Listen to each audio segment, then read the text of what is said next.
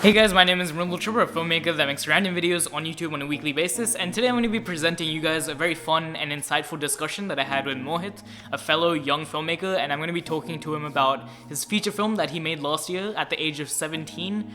There's a lot of very interesting stuff that is to be learnt from his experience doing that, and I think throughout the conversation he actually shares a lot of interesting things that might be useful to you guys as young creative people. We also talk about his upcoming film Void Man, which I am just utterly excited for, and I'm very excited to present Mohit to you guys and for you guys to discover him perhaps for the first time. Before we begin, all of his social media, the YouTube channel that he posts all of this stuff on, his feature film, his short films, will be linked in the description, and let's go. Hello guys, I'm with Mohit.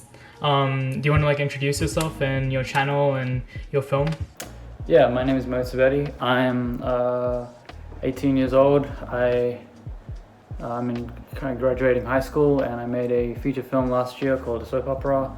And yeah, my YouTube channel it's pretty inconsistent. Yours is much more consistent than mine, but I guess my goal of my channel is just to, whenever I make my films, upload my films to the channel and have as many people watch it as possible.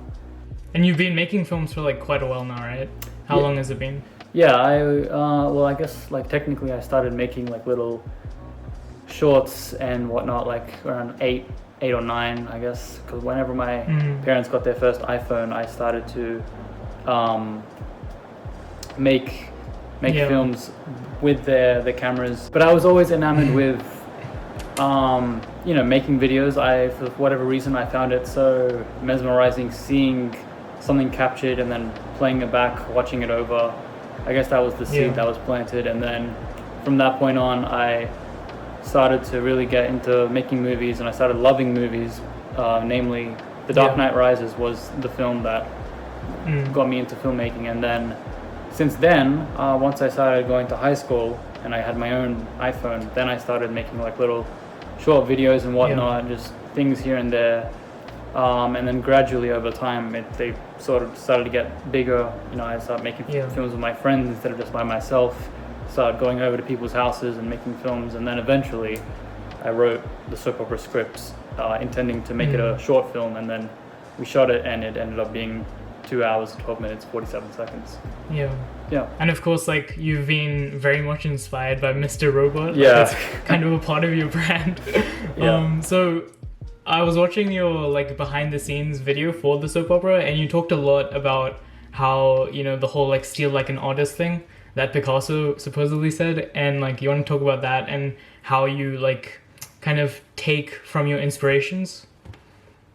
Yeah.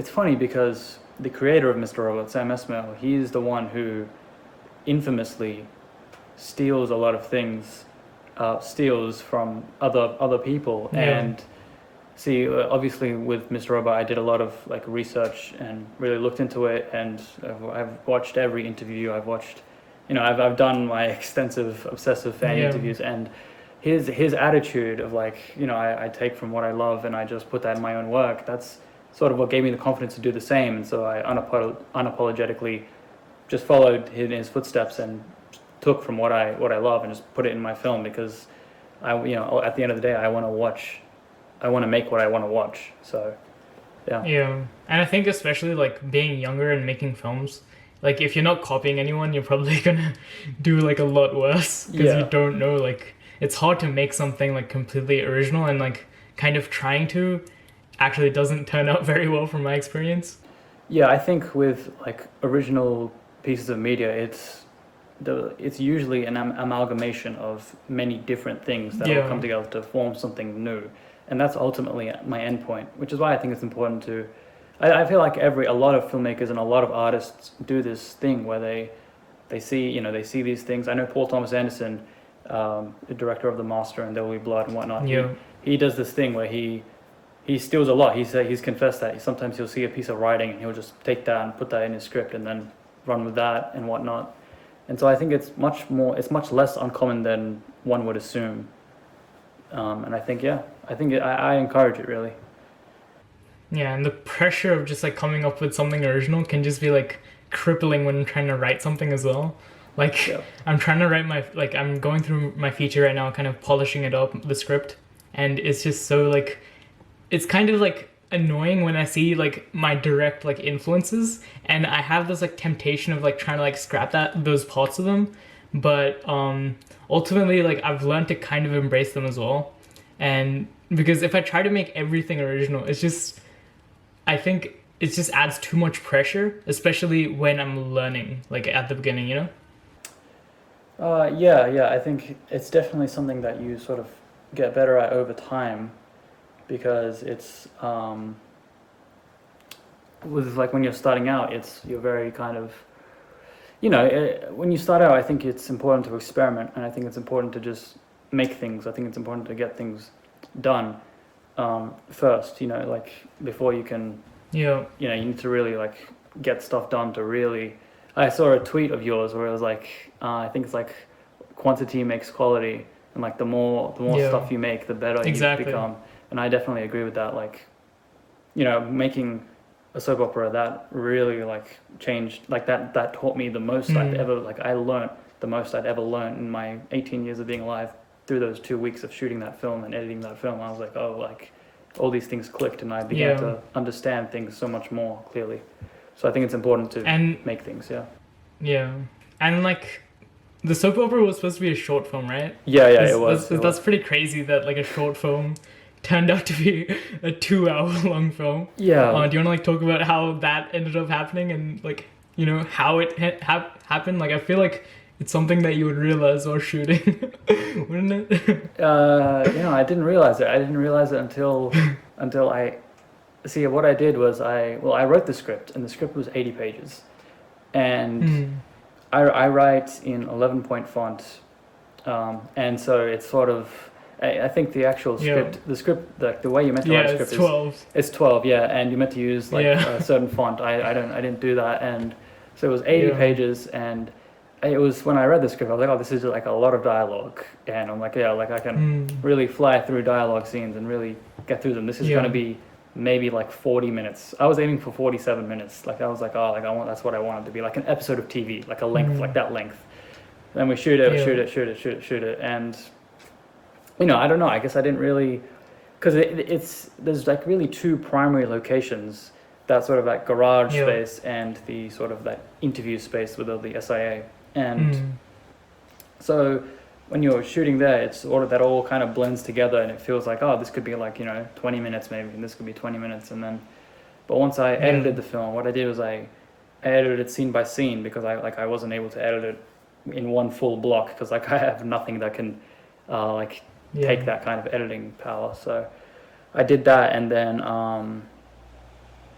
through that, and then once I edited all those scenes, I put them all together, and then I saw the runtime, and I was like, oh, this is 2 hours, and it blew my mind. I was in shock. I was like, oh my god, I accidentally made a feature film. But I was really happy, and then I uploaded it to YouTube, and and so for like, I've gone through basically all of your short films, and of course the soap opera, and most of them have like this very like large cast. Like a lot of them, like it has like a lot of people. There's a lot of characters that you're following, and because like you're still in like high school, so is it like, are you kind of like afraid to ask people to be in your film and stuff, or is it just like you're gonna like just make it with your friends? Like what's the process behind that? Yeah, I'm very like sort of afraid and a little insecure. Like I'm always thinking like, oh, I don't know if people actually like want to be in my films or not, but then people tell me that like, no, like I want to be in your film, and I'm always like surprised. Like for Void Man, I was like telling people, I was like, oh, I asked a guy, I was like, oh, like would you like to play this character? And he's like, I would be honored. And I was like, oh, like I was like, I'm always taken aback, because I think it can be very tedious on set, and you can be like sort of get very carried away, and very distracted, and it can become work at a point, especially for me, because I'm on set every day. It's very stressful. So, but I mean, I am a little afraid to ask people like, hey, like, do you want to be in my film? Because it's a huge favor. They don't really gain anything out of it, except that they get to watch themselves on a screen. And It's always And there's no like guarantee that that's actually going to be good. yeah. That's There's the no thing. guarantee that the film is going to be good as well. So it's kind of terrifying. That's the thing. And like, but I think with soap opera, like it's sort of, there's a bit of a payoff that I like because I made the film and it's 2 hours long. So like I've shown that I can do it to myself and to everyone else. So I think with my next film, it's the same where it's like there is like a payoff. There's an end result that's possible here. It's definitely something I struggle with, because I'm so terrified of like asking, like I'm fine with like asking people to like operate like a camera and stuff, but when it comes to like asking them to act, I'm just so afraid of that. And all of my short films, I'm basically acting, and I want to like push myself away from that. I think my next short film after the next one will actually have other actors.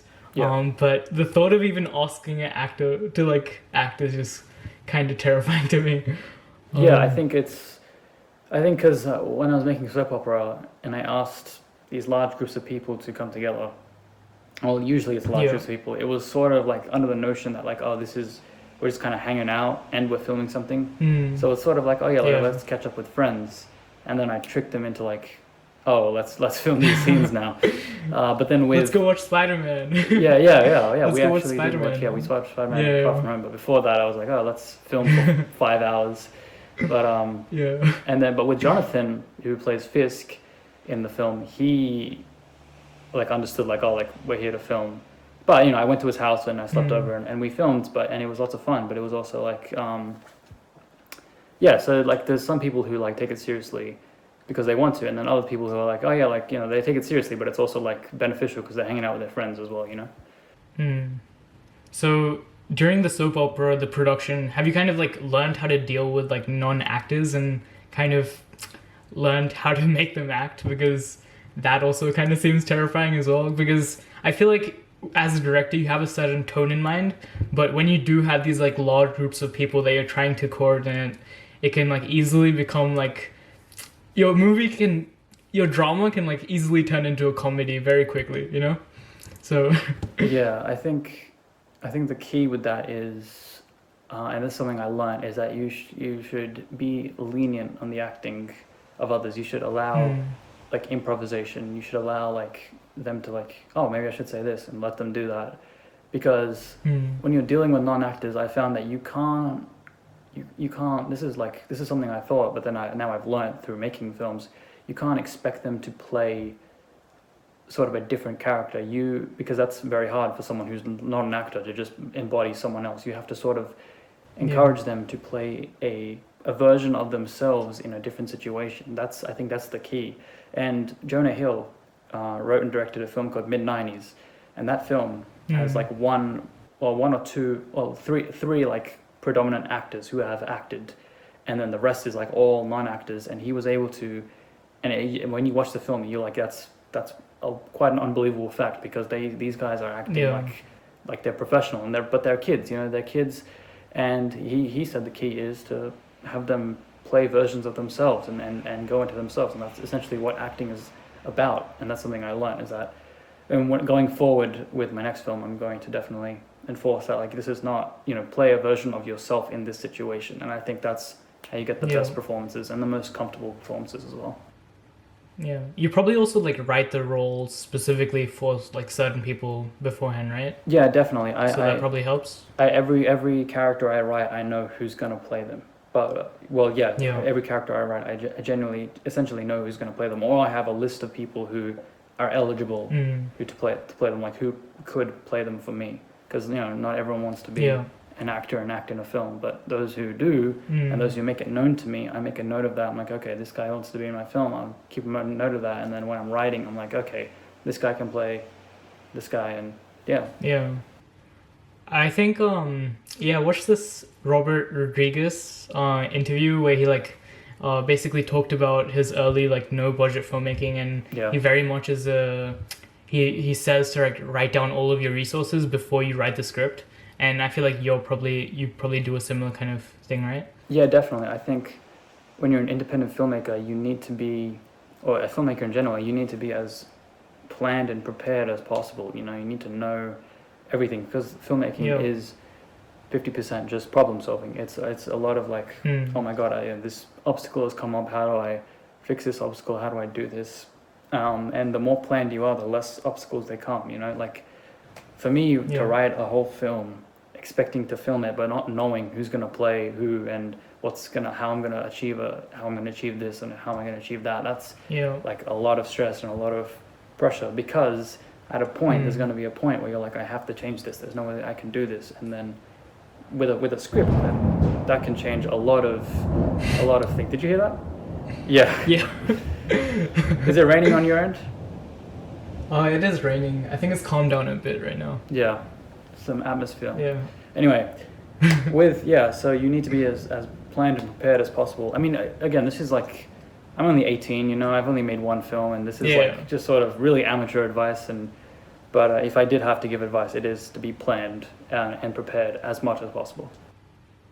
Is that the like main lesson that you've learned from the soap opera? Yeah, planning. Definitely. The main way I was able to get the film made was because I wrote a script. I wrote an 80-page script. That's how I made it 2 hours. You know, I was able to, and like I very strategically wrote it, so I knew every location, I knew every person, I knew how I was going to film it. I even planned all the shots of the film in my head before I made it. And one regret I have with the soap opera is that I didn't plan more. You know, I feel like I should have storyboarded and shot list, and since then I've learned so much more about like cinematography and lighting, and now with my next film I'm going to storyboard. I'm going to think about the lighting. I'm going to think about what shallow depth of field I'm going to use for each shot, what lens I'm going to use, what focal length, what zoom, you know, all this stuff. I'm planning more and more and more, and I think that's how you can do it more effectively.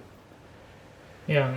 And how much of like the script changed of a soap opera before you like filmed it, and the final product, like how much of it shifted throughout the production? Yeah, well, it's like funny. So I wrote the script, and then that was the script, and then I went to shoot. And see, before I made a soap opera, I was under the notion that like a script is like the blueprint of a film. Like there's a script, and then the film like follows that script. Like you need to this is the Bible, you know, this is like the blueprint, this is what we do, you know.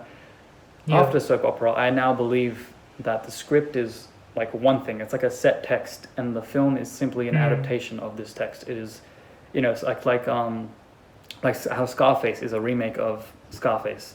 The film is now just a remake and adaptation of a text. It's like adapting a book, because I realized that like on the day, on the spot, when you're filming, spontaneity can happen. You know, you can improvise. You can think, oh, let's do this, let's do that, and then without even knowing, it can shift the film. It can change the film. It can put the film in a different direction, and it I think, you know, with a film, you need to allow that sort of spontaneity and that process on the day and choosing, because sometimes you write a scene in your head, and then you go to the location, and the location's not exactly what you envisioned in your head, but now you can play with this. You can play with this different interpretation, this different iteration of what you thought you were going to make, and then you start to make something else. And I think it's definitely like there was lots of improvisation. Well, not a lot, but like there was significant points. Like the opening scene was, you know, at the courts, it was sort of planned like that. The theme and the tone was planned,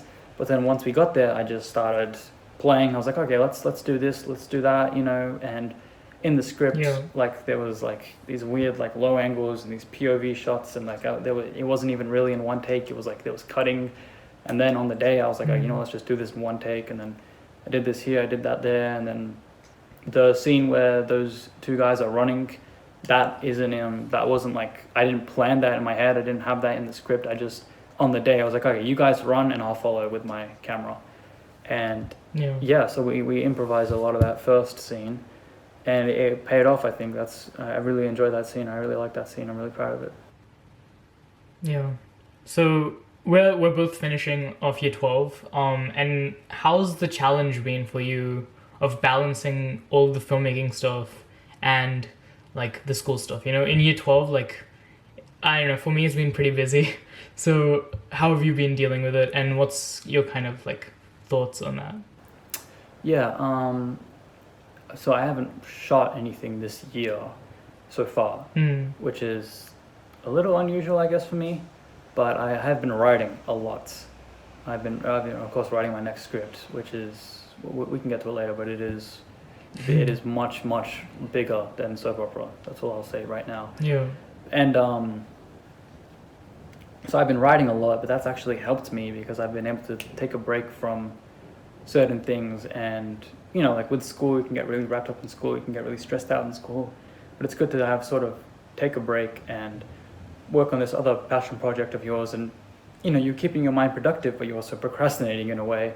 So balancing has been, it's been okay.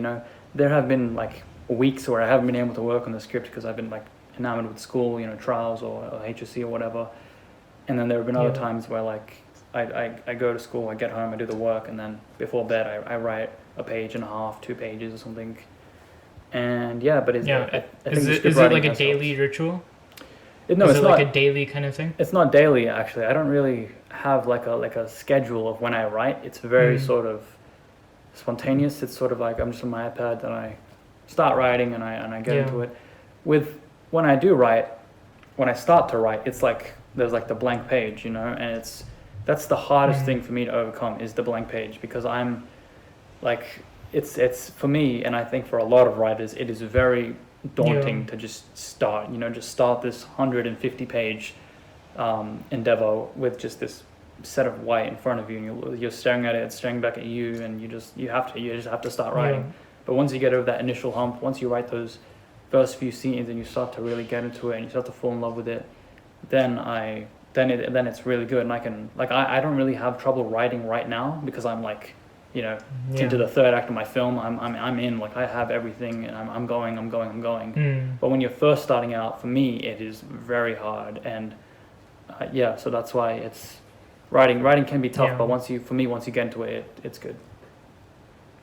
Yeah, something I don't really struggle with the blank page necessarily. What I struggle with is like the temptation to edit all of the previous pages. Yes. That's like the worst thing for me. Yes. I just, whenever I like start writing, I just read over like the last like 2 pages that I've worked on, and I'm just like, it's not that good. And always I'm so tempted on like starting to edit, but if I start editing, like I won't write anything new in that session. I'll just edit the entire time. That is a huge problem with me this time around. With soap opera, I didn't have that problem because it is sort of a straightforward film. Like it's just sort of point A to point B, whatnot. And I didn't have that. I didn't go back and like re-edit. I was just like, this scene's done. Now we go into this scene. Now we go into this scene.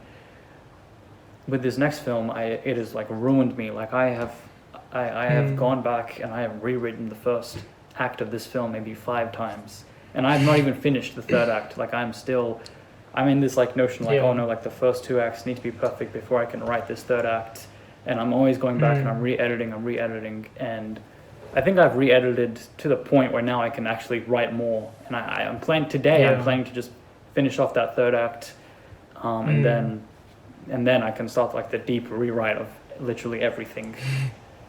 Yeah, let's talk about this film. Okay, let's give us a sneak peek of what it's about. Okay, all right, okay. It's called Void Man.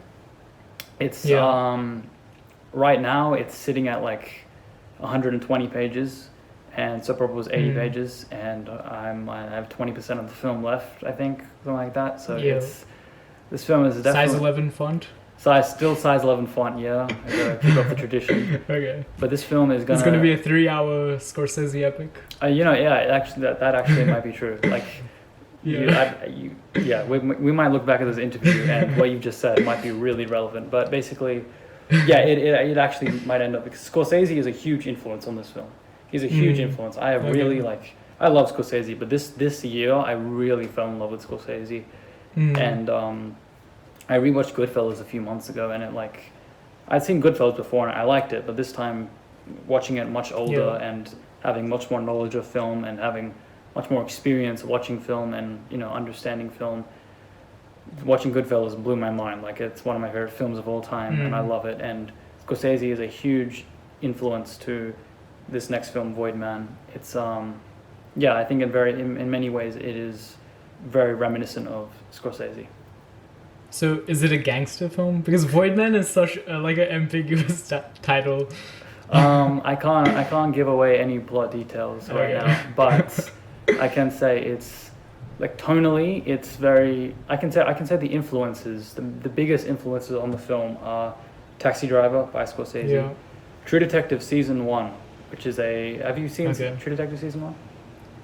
Yeah, I've seen it. Yeah. That's. I think that's for me. That's the greatest season of TV ever, and that's. Okay, wow. That's a huge influence, like, tonally, thematically, and direction. Cary Direction. Fukunaga. Yeah, he is. Yeah. He is a master, and Mr. Robot, of course, you can't leave out Mr. Robot, and then I guess Always. the filmography of Scorsese is huge, and I think The Dark Knight, weirdly enough, has some inspiration and influence on this next film. So it's like crime. It's something to do with crime, right? I can't say anything. I cannot say anything. It could be a comedy. It could be a romantic comedy. Okay. Wow. Age of Innocence. That's what it's gonna turn out to be. Age of Innocence. Yeah, I watched that recently. It was alright. Yeah. It's isn't it like Scorsese's like favorite of his films? I'm pretty sure it is. Is it? Wow. Okay. It's his like least, maybe not least Scorsese, but like it's like his wow. Yeah. Scorsese made this. It's Yeah. I liked it, but it's very like you're used to like these gangster, these bare knuckled like 70s New York films, and then he's making this period drama with Daniel Day-Lewis, who is incredible. Yeah. Yeah, of course. My personal Scorsese like favorites is probably like I really love Silence. Like a lot. Like it's kind of a movie that like a lot of people you either like think it's really boring or you really love it. Yeah. I just the first time I watched that movie, I was just like my mind is like completely blown. And I'm a big King of Comedy fan as well. Yeah, I've never watched King. Wait, I want to watch King of Comedy, but my friend has told me not to watch it because he is currently making a feature film, and King of Comedy apparently is a huge influence. So he wants me to watch his film before I watch the film that influenced it. I mean, it's been on my watch list, but like I can't watch it as much as I want to, out of respect for my friend's film. Because I am completely and utterly stupid, I forgot to give Mohit the chance to outro himself, so I will have all of his social media handles and everything linked on screen right now. And I do recommend checking these out, especially his Twitter, Instagram, but especially his YouTube channel, because that's where he posts all of his stuff. His feature film is available for free completely on YouTube. And his short films are there as well. And I'm guessing his upcoming feature film, Voidman, will probably be released on his YouTube channel sometime when he makes it. Anyways, guys, thank you so much for watching. I appreciate you guys so much. Remember to subscribe to Mohit if you like my videos. It would be awesome if you subscribe to me. Like this video, share this video if you found it helpful. And I love you guys, and I'm just gonna shut up now.